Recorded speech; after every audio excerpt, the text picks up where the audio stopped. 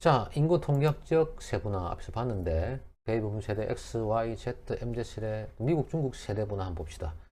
자, 성별, 나이, 가족 구성원, 생애주기, 소득, 직업, 교육, 종교 등 같은 인구 통계학적 변수를 활용한다.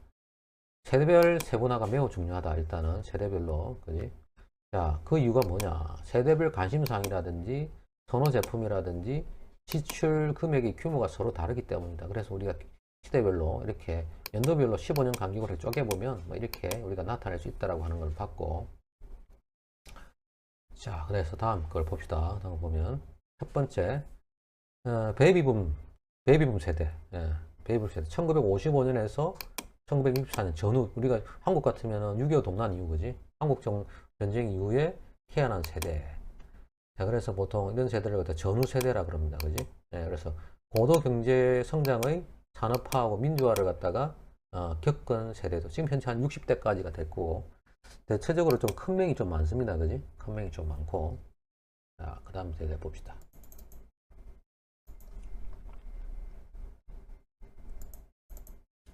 다음 세대가 무슨 세대냐면 X세대. 1965년에서 80년도 출생자들. 그래서 뚜렷한 특징이 없다. 그런 의미에서 X세대라고 하고요. 정치적으로 민주화 시기를 겪었죠. 그다음에 경제 성장의 수혜를 입고 있고, 개인적이고 자유로운 취향이라든지 대중문화에 열광하고 가소비와 향락을 좀 추구하는 경향이 있고, 디지털 이주민이라고 합니다. 디지털 이주민. 그래서 약간 이제 디지털의 혜택을 이제 조금 이제 태동기에 나타나는 사람들이죠. 여러분 저도 뭐 대학교 다닐 때 91년도에 286 컴퓨터 쓰고, 그죠? 286 컴퓨터 해가지고 컴퓨터가 이래 있으면은 컴퓨터 밑에 하드디스크가 있고, 이게 모니터야. 여기 드라이브가 있어. 그래서 드라이브, 요새는 뭐 전부 USB를 쓰지만 5.25인치짜리 이런 드라이버가 있어. 이게 5.25인치야. 또는 3.5인치짜리 이런 디스켓을 갖다가 컴퓨터에 A 드라이브, B 드라이브에 넣었다 뺐다. 요거 위에 나타난 게 뭐냐면은, 이게 286이고, 그 다음에 80286이고, 80386인데, 일단 드라이브 하나, 3.5인치짜리 쓰는 거. 그리고 이게 한 1993년도쯤부터 나오기 시작했고, 이때 뭐야, 인터넷 이런 것들이 나오죠. 천리안. 아무튼 간에 좀 디지털 이주민입니다. 그지? 이미그런트, 그지? 됐고. 자, 그 다음에 다음 세대가 보면은, 1980년에 90년 사이 Y 제너레이션이에요. Y 세대. 그래서 2000년 전후에 성장기를 보여주고 있고, 밀레니얼 세대라고 합니다. 그래서 2000년에 주역이 된다는 측면에서 Y 제너레이션이라고 그러고, 베이비붐 세대의 자녀들입니다. 베이비붐 세대 자녀들이고, 그래서 에코 부모라고 합니다. 메아리 세대. 이때부터 또 인구가 좀 많이 늘어나죠. 그지? 대학교 입시도 이때부터 상당히 경쟁률이 상당히 치열해지고 그랬습니다. 그래서 그때 사람들은 좀 더 어떻습니까? 컴퓨터 환경에, 인터넷 환경에 많이 좀 노출이 되어 있어서 디지털 유목민이라고 합니다. 디지털 노마드란 말 얘기 많이 들어봤죠, 그지? 자, 그 다음에 경쟁이 너무 치열하다 보니까 연애라든지 결혼이라든지 출산을 포기한 청년층 세대라고 합니다. 3포 세대랍니다. 3포 세대. 하긴 요새들은 그렇지, 그지? 세대들이고. 다음 거 봅시다. 대부분 이 세대들이 보면 40살, 40살에서 30대 초반쯤 되니까 20대 후반에서, 그지? 자, 그렇습니다. 그 다음에, 자, 1997년, 이때 IMF가 있었는데, 그지?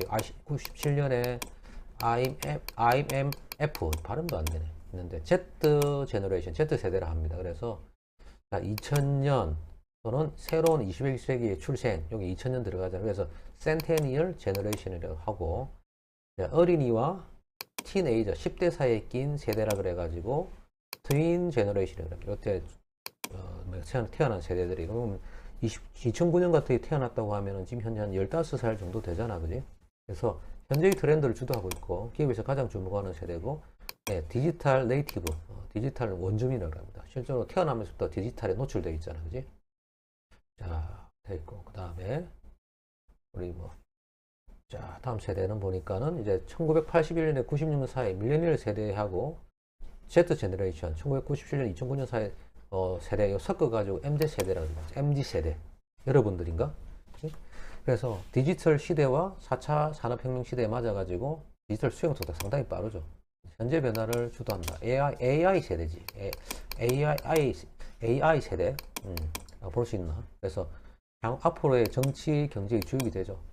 그래서 크게 주목받고 있는 세대고, 현재 이 세대들이 뭐 젊은 나이에 뭐 전계를 진출하는 그런 학생들도 있다. 그지? 됐고, 이거 알아야 돼. 이런 것들 다 알고 보면 시사상식이지. 시사상식. 그지? 시사상식. 이런 것들을 경영학에서 배우는 거죠. 2010년에는 알파 세대라 그러고, 그지? 태어나면서 엄마 뱃속에서부터 태어나면서 그런 환경 속에 성장합니다. 맞죠? 자, 됐고.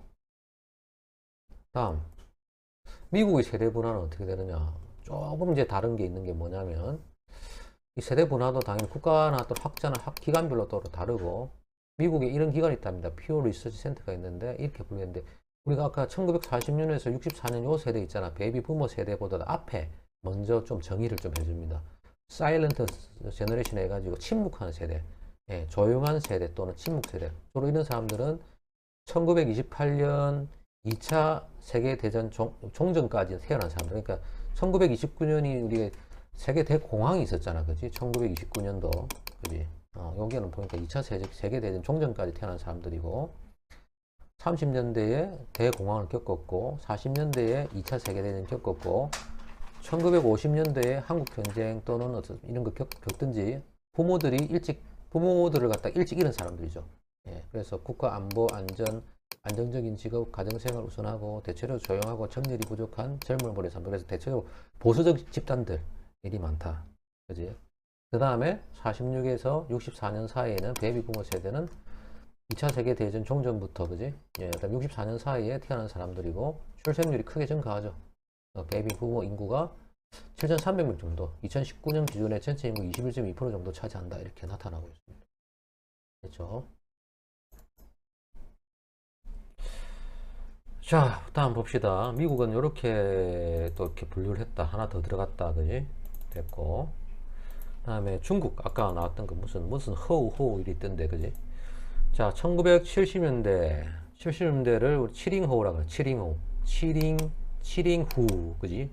세대, 그래. 칠링호우 세대, 70년 후 세대 해가지고, 이 사람들은 2000년대 이후에 중국 지방 정치의 주역으로 등장하고, 전문성하고 경험을 갖춘 세대, 지금 현재 한 50대 중후반, 그지? 이런 사람, 중반 정도 되겠다, 그지? 기성세대로 되었고, 그 다음에 80년 후 세대, 그지? 80년 요쯤 이후에 태어난 사람을 바링호우라 그래가지고, 이 사람 주로 보면 1979년 덩샤오핑, 누군지 알아? 등소평이라 그러잖아요. 그지? 덩샤오핑 해가지고, 등소평, 그지? 이 산화 제한 정책 때문에 어떻습니까? 대부분 외아들이나 외동딸이 많습니다. 외동 아들, 딸. 그래서 중국의 급속한 경제 성장 속에서 물질적 풍요를 갖다가 누리면서 성장해가지고 배려가 부족하고 독선적이고, 황제 또는 소공주로 불립니다. 그지? 왕자, 공주가 많지. 칠링호 때는 사람은 누구 영향받았을까? 보니까 바링호 때는 등서평이 소위 말하면 그날의 주석이었고, 칠링호 세대는 누구냐면 모택동, 그지? 마쩌등, 그 영향을 좀 받았겠지. 그 다음에 1990년을 우리가 주링허우라 그래. 주링허우라 그래가지고 90년대 이후에 출생한 사람들이고, 중국의 개혁 개방 정책, 그지? 경제적 풍요로움을 이룬 세대라 그러고, 인터넷 발달하고 함께 성장해가지고 디지털 기기에 익숙한 세대라고 얘기합니다. 그 다음에 링링호우, 그지? 00년 후에 태어난 세대, 링링호우, 그지? 영영을 링링이라고 하나, 그지? 자, 경제적으로 풍족하고, 그 다음에 2008년 베이징 올림픽을 겪었죠. 어릴 때. 그래서 세계 강대국이라는 자부심, 국가에 대한 충성심이 매우 높죠. 그러니까 이게 높다 보니까 다른 나라들을 우습게 생각하는 거지. 그지? 이런 친구들이 요새 많잖아. 그 다음에, 자, 다음 넘어갑시다. 자, 그 다음에 지리적, 심리학적, 행동적 세분화. 한번 봅시다. 지리적 세분화. 지리적 변수를 활용해서 세분화하는데 지역 특성에 맞는 현지화 전략이 필요할 때. 현지화 전략, 그지? 그래서 국가 또는 지형, 그 다음에 도시 규모, 인구 밀도, 기후 이런 거 가지고 세분화하고, 그 다음에 심리적 세분화. 생활 양식, 라이프 스타일에 따라가지고 세분화하는 거. 아이오 분석, 그지? 그래서 재산으로 사회계층 또는 신분 지위에 따라서, 그지? 사회계층 또는 생활 양식 사람이 뭐 예술에 관심 있는지, 요리에 관심 있는지, 그지? 오락에 관심 있는지, 그 다음에 이 사람 개성, 실속적인지, 과시성이 있는지, 그지? 이런 소심한지, 도전적인지, 이거 가지고 하는 거죠, 그지? 그래서 이 IO 약자는 여러분들 알고 있지, 그지? Activity, Interest, 그지? Opinion, 이런 소비 형태, 개인의 소비 형태를 분석하는 방법이고, 그 다음에 행동적 세분화. 예, 구매자들이 추구하는 어떤 편익 또는 이용 사항들이 어떻습니까? 행동적 변수를 기준으로 한다. 그래서 대부분 어떻습니까? 앞에서 봤던 인구 통계학적이고 지리적, 심리학적은 고객 특성에 의한 세분화라고 한다면 행동적 세분화는 말 그대로 어떻습니까? 행동적 변수입니다. 그래서 이 사람들이 어떤 추구하는 편익이 뭐냐? 그다음에 사용하는 상황이 사용 상황, 그다음에 사용하는 용도가 어떻냐, 사용량이 어떻냐, 구매 반응이 어떻냐, 충성도가 어떻냐, 이런 거 가지고 어떻습니까? 구분하는 것들은 어떻다? 주로 행동적 세분화다. 이렇게 나눌 수가 있습니다. 나중에 뭐 자세히 더 보게 될 거고.